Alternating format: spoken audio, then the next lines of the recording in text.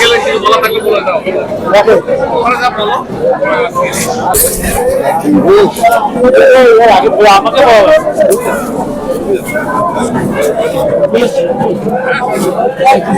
নমস্কার নাগরিকবৃন্দ এবং সরকারি বিভিন্ন দপ্তর সংস্থার যারা কর্মকর্তা আছেন সকলকে শুভেচ্ছা। আমি আপনাদের বালিয়াডাঙ্গা উপজেলার বিভিন্ন উন্নয়নমূলক কার্যক্রমের যে প্রস্তাবনাগুলো উপজেলা পরিষদ আমাদেরকে অবগত করেছে এবং কিছু কাজ আমরা পরিদর্শন করে দেখেছি। সীমান্তবর্তী উপজেলা হয়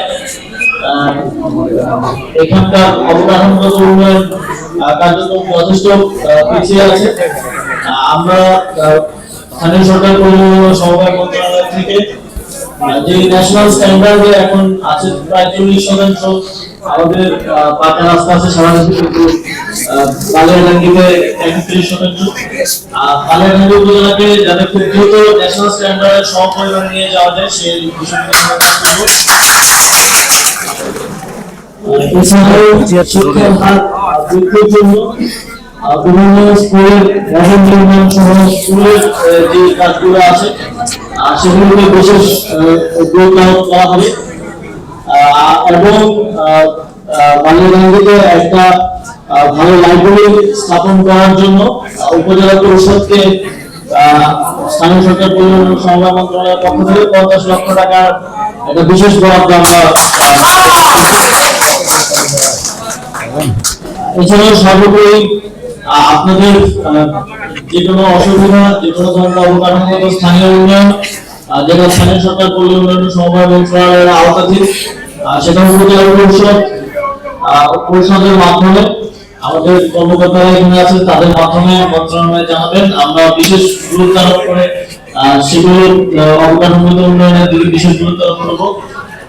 এছাড়াও একটা কথা বলতে চাই যে বিগত সময়গুলোতে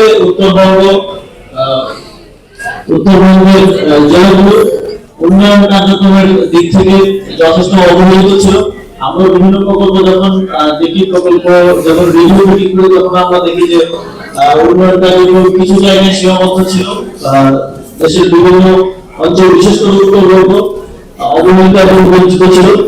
আমরা স্পষ্টভাবে বলতে চাই যে এই সরকারের সময় যে অঞ্চলগুলোকে বেসরকারি শিকার করা হয়েছে সেখানে বিশেষ গুরুত্ব সহকারে উন্নয়ন কার্যক্রম পরিচালনা করা হবে এবং আমরা কিছু দীর্ঘমেয়াদী প্রকল্প নিয়ে যাব যে যার ফলে এই সরকারের সময় শেষ হয়ে গেলেও আপনারা সেগুলো সুযোগ পাবেন।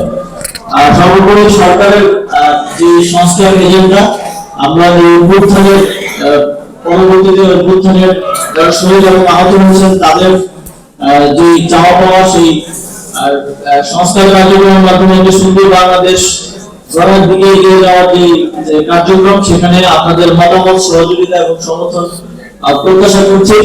আমরা বাংলাদেশকে এবং বাংলাদেশের জনগণ যেভাবে চাই সেভাবে প্রত্যেকটি প্রতিষ্ঠান যেন জনবান্ধবভাবে কাজ করতে পারে, সেজন্য সেভাবে গড়ে যেতে চাই।